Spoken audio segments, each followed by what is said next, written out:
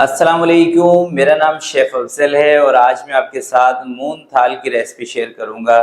Basically तो दोस्तों आपको देखने में ये बेसन की बर्फ़ी लगेगी, जिस तरह से कि बेसन की बर्फ़ी कह लो, बेसन का टुकड़ी वाला हलवा कह लो, उसी तरीके से बनाया जाता है। मगर थोड़ा सा इसका बनाने का जो तरीका है ये डिफरेंट तरीका है।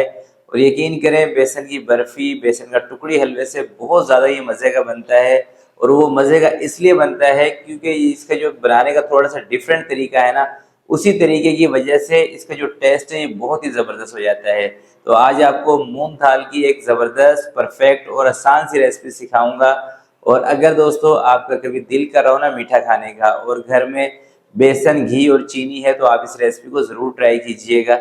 इंशाल्लाह आपको मज़ा आएगा इसको बनाकर। तो फिर बिना टाइम ज़ाय किए चलते हैं इस ज़बरदस्त रेसिपी की तरफ और इसको बनाना स्टार्ट करते हैं। बिस्मिल्लाहिर्रहमानिर्रहीम। 3 कप दोस्तों मैं ले रहा हूँ बेसन, जिसका वज़न है 250 ग्राम। तो सबसे पहले हमने क्या करना है कि बेसन के अंदर दाना बनाना है। दाना बनाने के लिए 3 चम्मच में ले रहा हूँ दूध के और 1 चम्मच इसके अंदर घी का शामिल करना है।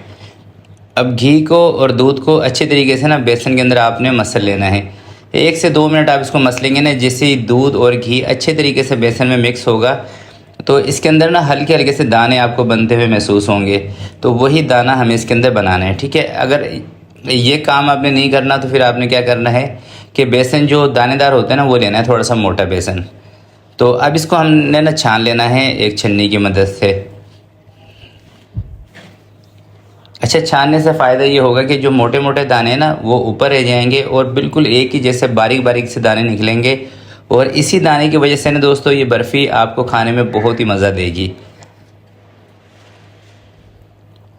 तो ये देखें, सारा बेसन मैंने छान लिया है। अब ये ज़रा मैं आपको दिखा भी देता हूँ। ये देखें। अब चलते हैं दोस्तों अगले स्टेप की तरफ, क्योंकि इसका भी इधर ही काम था। और सबसे पहले इसका शीरा बनाते हैं। शीरा बनाने के लिए 1 कप में ले रहा हूँ पानी का और इसके अंदर शामिल करूँगा 1.5 कप चीनी का। और ग्राम के हिसाब से चीनी बनेगी तकरीबन 350-360 ग्राम के करीब। यानी कि बेसन से थोड़ी सी ज़्यादा आपने चीनी रखनी है। वो इसलिए रखनी है क्योंकि अगर आप कम चीनी रखेंगे ना तो ये जो बेसन की बर्फ़ी है ना आपकी, एक तो खस्ता इतनी ज़्यादा नहीं बनेगी, दूसरा ये है कि ये सूखेगी देर से। और यहाँ पर एक चीज़ आप समझ लें कि आपने इसका जो शीरा बनाना है ना, एक मोटी तार का शीरा बनाना है, ठीक है। 1 चुटकी इसके अंदर मैं ज़रदा कलर शामिल कर रहा हूँ। इसकी जगह पर आप ज़ाफ़रान के 2-3 पत्ते भी शामिल कर सकते हैं। 3-4 मिनट आप इस शीरे को पकाएंगे ना तो ये तार पे आ जाएगा। ये देखें, अब ज़रा मैं आपको तार पे दिखा देता हूँ। तो तार पे आपने शीरे को लाजमी बनाना है। अगर आप शीरा पतला रख लेंगे ना फिर दोस्तों ये बर्फ़ी ना आपकी सूखेगी नहीं, यानी कि जमेगी नहीं और इसकी टुकड़ियाँ भी आप नहीं बना पाएंगे। अब बेसन भून लेते हैं। देखिए, मैंने 1 ही कप से सारी चीज़ों का नाप कर रहा हूँ और 1 ही कप आपको दिखा भी इसलिए रहा हूँ ताकि आपने भी, आपके घर पे लाजमी नहीं है कि इसी तरह का कप हो। कोई सा भी एक बर्तन आप ले लें और उसी बर्तन से सारी चीज़ों का आपने नाप कर लेना, यानी कि बेसन का, चीनी का और घी का। पानी आप शीरा बनाते वक्त अंदाजे से भी थोड़ा बहुत कम ज़्यादा कर सकते हैं, कोई मसला नहीं है। तो 1 कप घी डाल के अब इस बेसन को हमने अच्छे तरीके से भून लेना है जब तक एक अच्छी सी इसमें से खुशबू आने लग जाए। या दूसरी सूरत ये है कि इस बेसन का कलर आपको थोड़ा सा चेंज होता हुआ नज़र आएगा। तो ये देखें दोस्तों, बेसन जो है ना ये हमारा तकरीबन भुन गया है अच्छे तरीके से और खुशबू भी बेहतरीन आ रही है। और ज़रा मैं आपको करीब से भी दिखा देता हूँ और दाने भी आप चेक कर लें इसमें कितने बेहतरीन बने हैं। तो यही ख़ास बात होती है इस बर्फ़ी की। तो अब इसको चूल्हे से नीचे उतारते हैं और चूल्हे से नीचे रख के भी आपने इसको छोड़ना नहीं है। 4-5 मिनट तक आपने इसमें चम्मच चलाना है ताकि बेसन ठंडा हो जाए और अच्छी तरह से इसको ठंडा कर लेंगे। तो ये देखें दोस्तों, कोई आधा घंटा मैंने इस बेसन को रखा था तो अब ये बिल्कुल रूम टेम्परेचर पर आ गया है। दूसरी साइड पे जो हमने शीरा बनाया था ये भी थोड़ा सा जम गया है। तो ठंडा बेसन होगा और ठंडा आपका शीरा होगा। दोनों चीज़ें ठंडी करके आपने इसके अंदर मिक्स कर लेनी है और अब इसको पकाना नहीं है।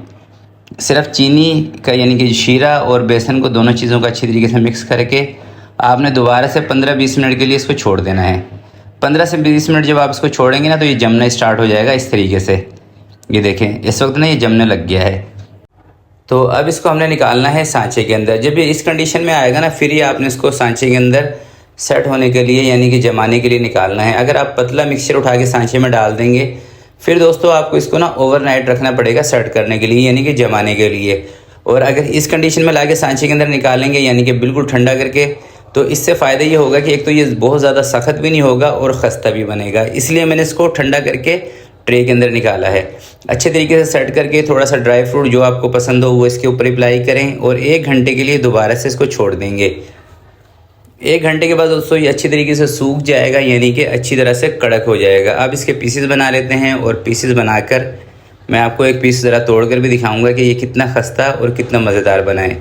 और दूसरी ख़ास बात दोस्तों इस रेसिपी की यह है कि इसकी शेल्फ़ लाइफ भी ज़्यादा होती है। आप इसको 15 से 20 दिन तक भी एयर टाइट कंटेनर में डाल के रख सकते हैं। फ्रिज में नहीं रखना, फ्रीज़र में नहीं रखना, सिर्फ आपने इसको रूम टेम्परेचर पर रखना है। तो ये देखें खस्ता कितना है कि वो लोग भी इसको खा सकते हैं जिनके दांत ना हो। इतना खस्ता, इतना ज़बरदस्त ये बना है। तो ज़रूर इस रेसिपी को ट्राई कीजिएगा। और इसके अंदर दोस्तों बस जो टिप है ना वो यही है कि आपने एक तो बेसन को सही भूनना है और दूसरा शीरा आपने पतला नहीं बनाना। जैसे मैंने आपको शीरा बताया था ना वैसा ही शीरा रखना है, पतला शीरा नहीं बनाना। तो ये आपका मूंग थाल बेसन का टुकड़ी हलवा के लें, बर्फ़ी के लें, इतनी मज़ेदार, इतनी खस्ता बनेगी कि आप लोग दुआएं देंगे। तो आज की वीडियो के लिए इतना ही। आपसे मिलते हैं किसी नेक्स्ट वीडियो में। तब तक के लिए अपना बहुत सारा ख्याल रखिएगा, अपने वालिदैन का ख्याल रखिएगा। अल्लाह हाफिज़।